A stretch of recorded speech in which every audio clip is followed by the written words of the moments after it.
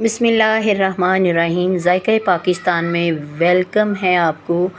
तो आज मज़ेदार सी नानी दादी के दौर की चटनी बनाती हूँ मैं इस तरीके से। जब हम छुट्टियों में, ख़ास तौर पे गर्मियों की छुट्टियों में हम लोग जाया करते थे अपनी नानी के घर, तो मेरी नानी जो है वो इस तरीके से चटनी बनाया करती थी। ये इतनी हाज़मेदार चटनी हुआ करती थी।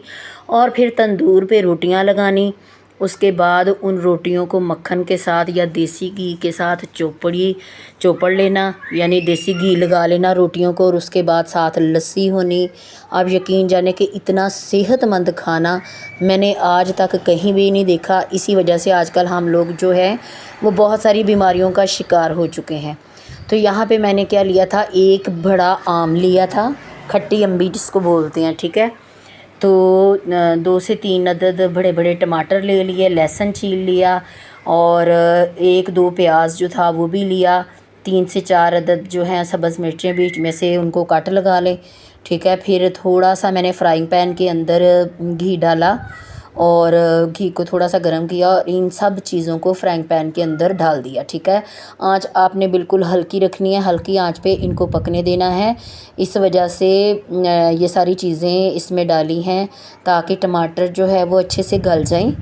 अगर आप चाहें तो टमाटर का छिलका आप उतार भी सकते हैं, अगर आप नहीं चाहते टमाटर का छिलका उतारना तो आपकी मर्ज़ी है, ठीक है। यहाँ पे आपने हल्की आंच पे टमाटर को ऐसे उल्टा के रख के फिर आपने ऊपर से ढक्कन दे देना है ताकि अच्छे से ये चीज़ें गल जाएं और पक जाएं। ये नहीं हमने करना कि ये बिल्कुल ही शोरबा बन जाए इन चीज़ों का, नो।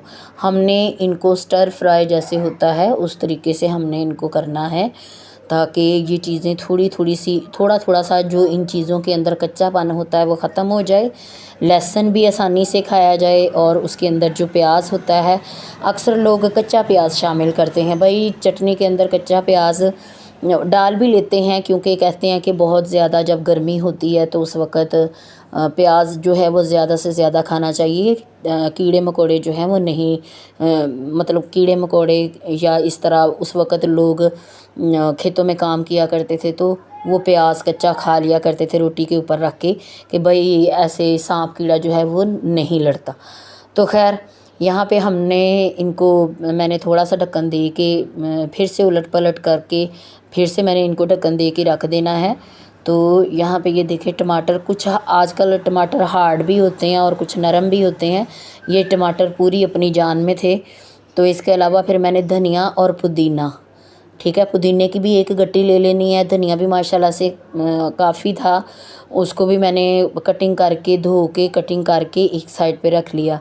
फिर पुदीना जो है वो उसकी आपने डंडियाँ नहीं डालनी, उसके पत्ते अलग अलग करके आपने रख लेने हैं, ठीक है। अब हमारी ये सारी चीज़ें स्टर फ्राई हो चुकी हैं, यानी कि टमाटर जो है वो भी पक चुका, लहसुन और प्याज जो है वो भी, ये सारी चीज़ें वैसे ही नज़र आ रही हैं मगर ये पक चुकी हैं, ठीक है। अगर फ्राइंग पैन आपका यहाँ पे ऐसे आपको लगे कि भाई ये काला हो चुका है तो उस बात की टेंशन नहीं लेनी, क्योंकि चीज़ें हमारी कम घी में थोड़ी सी पक रही हैं। तो नॉन स्टिक पैन होता तो इस तरीके से कोई भी चीज़ नीचे ना लगती। खैर, तो यहाँ पे मैंने चॉपर के अंदर ये सारी चीज़ें डाल ली हैं, और ये देखें जो धनिया मैंने धो के रखा था वो भी डाल रही हूँ, और एक साइड पे मैंने पुदीना डाल दिया है, सब्ज़ मिर्चें ऑलरेडी हमने पकाई हुई हैं, लहसुन भी था।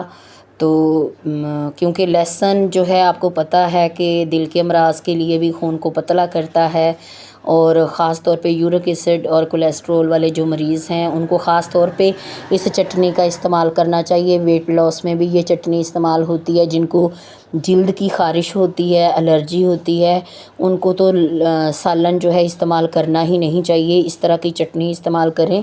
और मैं एक चीज़ बता दूं कि इसमें आप अनारदाना भी डाल सकते हैं, बल्कि अनारदाना डालने की ज़रूरत नहीं थी क्योंकि ऑलरेडी इसके अंदर हमने अम्बी जो है यानी खट्टी कैरी वो हमने डाली हुई है, ठीक है। इस तरीके से कैरी का भी जो एकदम से खट्टापन होता है ना, वो जो गले को चिपकता है या ऐसे लगे कि गला ख़राब हो जाएगा पकाने से, उसकी जो काफ़ी खट्टापन है ना वो ज़रा ख़त्म हो जाता है। तो खैर यहाँ पे ये देखें चॉपर के अंदर मैंने डाल के सारी चीज़ें इनको चॉप करना शुरू कर दिया। अब कच्ची चीज़ें आप डालेंगे तो वो दाना दाना रह जाएगा।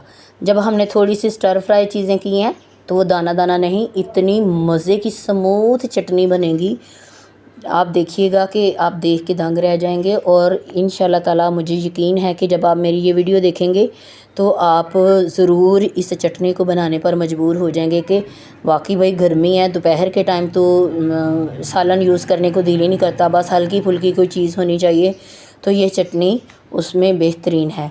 मैं जैसे ही चटनी बना के मतलब खाने वाले रूम में लेके गई तो सब ने, आप यकीन जाने कि चावलों के साथ रख रख के ये चटनी खाई थी।